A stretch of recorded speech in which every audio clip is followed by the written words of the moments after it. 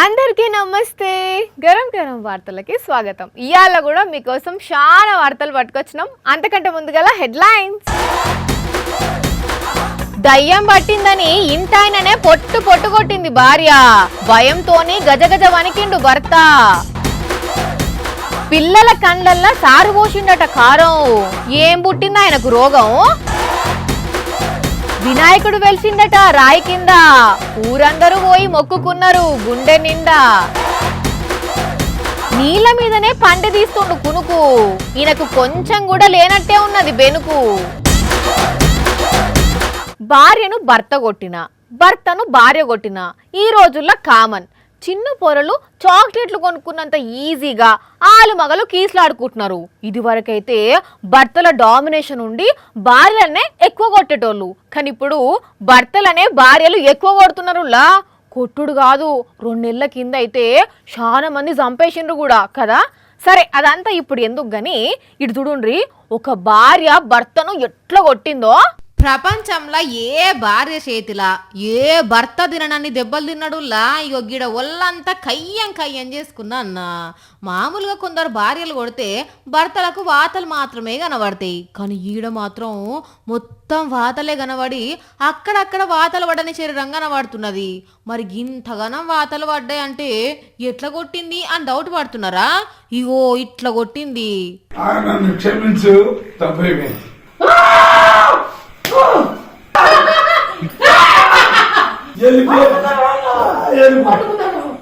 Or నాయనో, జరాపవమ్మ అక్క, చూస్తా అంటే మాకే భయం అవుతున్నది. చెప్పమే అన్న నీ బాధ. కర్రలు తీసుకొని తుక్కు కొట్టింది సారు. దెబ్బలు తగలని చోట్లేదు. ఖమ్మం జిల్లా పెనుబల్లి మండలం ఆలుమగలది. కొద్ది రోజుల నుంచి ఈ అన్న ఫుల్లుగా మందేసి ఇంటికి వస్తుంటే బగ్గలొల్లులు అవుతున్నాయట. మరి ఎవరు ఐడియా ఇచ్చిర్రో లేకుంటే కావాలనే చేసిందో తెలియదు కానీ నాకు దయ్యం పట్టింది, నువ్వు మందు మాన్పించేటట్టు చేస్తా అని కోపం అంతా గిట్ల చూపెట్టిందిల్లా.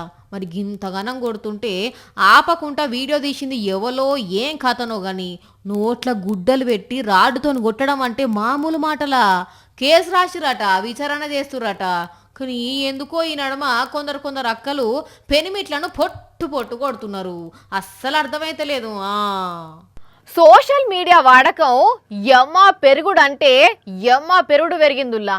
వీడియోలు ఫేస్బుక్లో పెట్టుడు, రీల్స్ ఇన్స్టాగ్రామ్లో పోస్ట్ చేయడం, పెద్ద వీడియోలు చేయడం, యూట్యూబ్లో పెట్టడం చాలా అంటే చాలా ట్రెండింగ్ ఇప్పుడు. అసలు కొందరు యూత్ పిల్లల ముచ్చట ఎట్లుంటుందో చూస్తున్నాం కదా. అయితే ఇక్కడ వీడియో చేద్దామని ఒకరు జలపాతంలోకి దిగిండ్రు. కాకపోతే ఏం జరిగిందంటే ఏపీ ఒడిశా బార్డరు డుడుమా జలపాతం దగ్గర నవ్వులు పోయి నువ్వులైనయుల్లా. ఒకరు వీడియో కోసం నీళ్ళకు దిగితే ఇంకొకరు డ్రోన్ ఆపరేట్ చేస్తున్నారట. సడన్ గా వరద ఎక్కువ అయ్యేసరికి అట్లనే ఉట్టుకపోయిండు ఇగో 22 ఏళ్ల పిల్లగాడు. అగ చూడండి, జనాలు తాడేసి కాపాడదామని చూసినా కండ్ల ముంగటిని ఎంత ఘోరం జరిగిందో.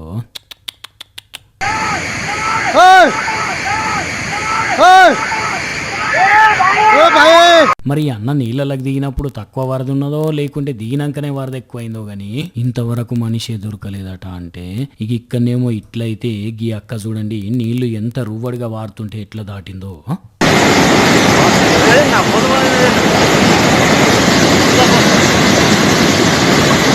అయ్యో, ఒక దిక్కు ప్రమాదాలు అయితేనే ఉండే ఈ అక్కేంది ఇట్లా సాహసం చేసి దాటింది. ఏదన్నా అయితే ఎట్లా అంటే అక్క సంతోషానికో సంబరానికో దాటలేదుల్లా.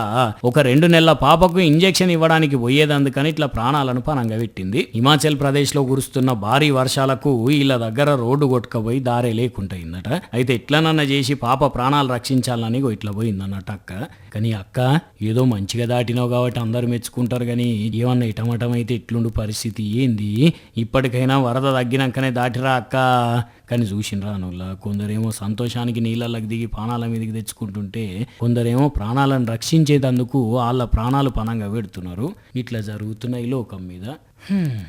పిల్లలు అంటేనే జరంతా అల్లరి చేస్తుంటారు, ఆడుతుంటారు, ఎగురుతుంటారు, దుంకుతుంటారు. అప్పుడప్పుడు బల్లె కూడా అల్లరి చేస్తారు. పాపం వాళ్ళకి ఏం తెలుసు? అసొంటప్పుడు సారు అట్లా కాదురా పిల్లలు గిట్లా అని వాళ్ళకి అర్థమయ్యేటట్టు చెప్పాలి. ఇంకోసారి అట్లా చేయొద్దు అని నచ్చ చెప్పాలి. కానీ అదే కూడా ఒకసారి అట్లా చేయకుండా ఏం చేసిండట అంటే నిజామాబాద్ జిల్లా నందిపేట మండల్ కుద్వాన్పూర్ స్కూల్లో పిల్లగాండ్లు లొల్లి చేసిండ్రని చెప్పి శంకర్ అనే ఓ చెత్త సారు పాపం అని కూడా అనకుండా పిల్లగాండ్ల కళ్ళల్లో కారం పోసిండట. అంటే పాపం ఆ పిల్లలకు ఎంత మంట పుట్టుండాలి, వాళ్ళు ఎంత ఏడవాలి. పిల్లలు చెప్పుండ్రా అసలు ఏమైంది?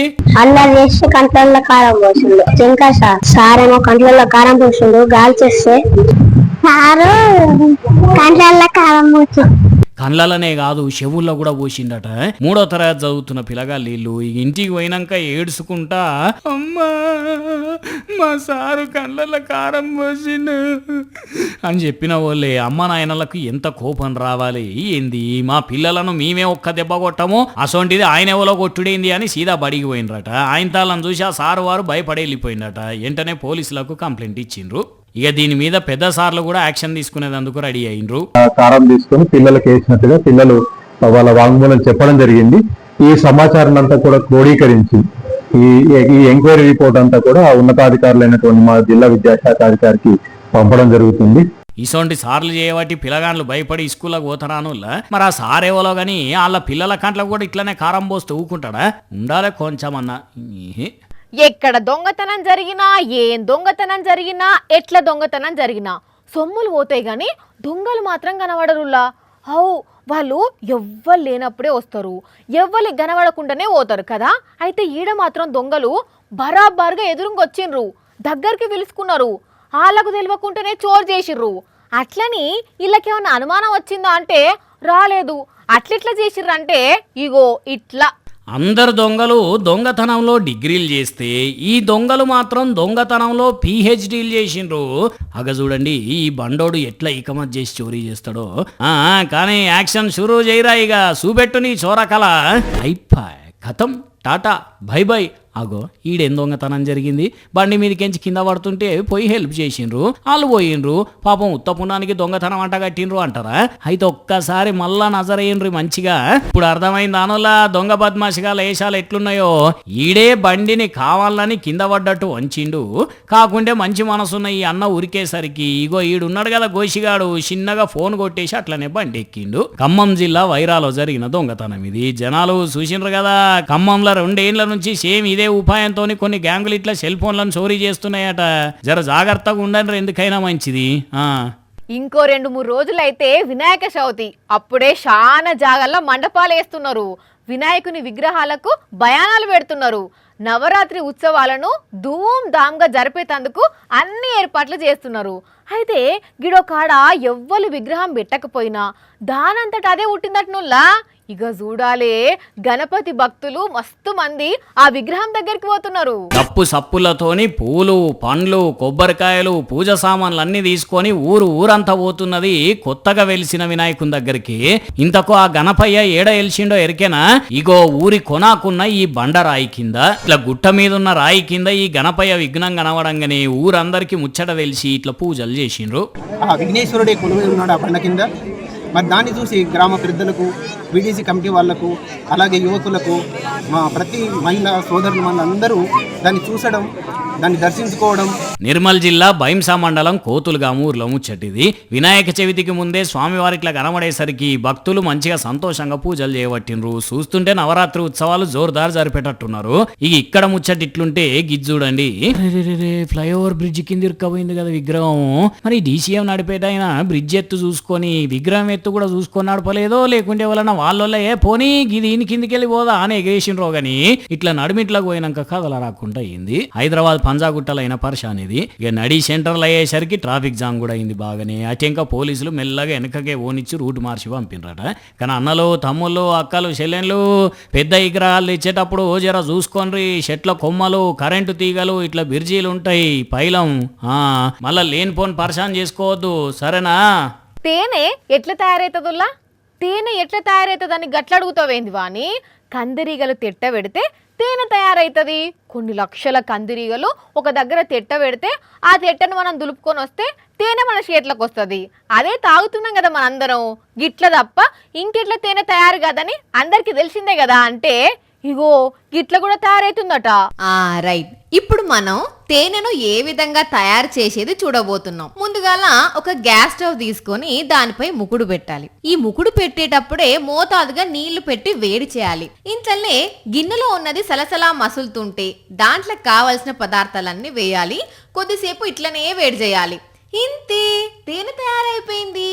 ఆ టెంక గిట్ల నింపి పెట్టుకొని పెద్ద పెద్ద కంపెనీల పేర్లు రాసి దుకాణాలకు అమ్మాల్సిందే. ఇదేదో ఈజీగా ఉన్నది. కావాల్సిన పదార్థాలు ఏంటియో చెప్పరా, మేము కూడా చేసుకుంటాము అంటారా? కుంపదీసి ఆ పని చేయకుండ్రి సుమి. ఎందుకంటే ఇడు తేనె తయారు చేసింది ఎట్లనో తెలుసా అనుల్లా? పాడైపోయిన షాంపూ, గబ్బు గబ్బు చక్కెర, దంచిన పటిక, గమ్ము గిమ్ము ఇంకా రోత పదార్థాలన్నీ కలిపి చేసిండు. సిద్దిపేట ప్రజ్ఞాపూర్ల ముచ్చటగిది. ఈ గోషియాంది బీహార్ రాష్ట్రం అట. పేరు మన్సూర్. మరి ఎవరు వెనికి ఐడియా ఇచ్చిర్రో ఏం కథనో గాని జనాలు చూసిండ్రా, మనం పెద్ద పెద్ద పేరున్న తేనెలను వాడుతున్నాం గాని వాళ్ళకి అమ్మేది గీసోంటోలేనట. జర పైలంగా చూసుకోండి సరేనా? తేనె స్వచ్ఛమైందని పేరుంటది, ఆ సోంటిది దాన్నే కల్తీ చేస్తుందంటే ఇక ఏమనో అర్థమైతలేదు. పోన్రి. చిన్న చిన్న విషయాలకే చిర్రెత్తిపోయి ఆనందాన్ని ఆవిరి చేసుకుంటారు. కానీ కొందరేమో అస్సలు తొందరపడరు, ఆరాటపడరు కూడా. ఇవి ఇవాల్టి గరం గరం వార్తలు. మళ్ళొచ్చే ఎపిసోడ్లో ఇంకెన్ని గరం గరం వార్తలతో కలుద్దాం. మన టైం అయితే గుర్తుకున్నది కదా, రాత్రి 8:30కు, మళ్ళీ పొద్దుగాల 8:30కు.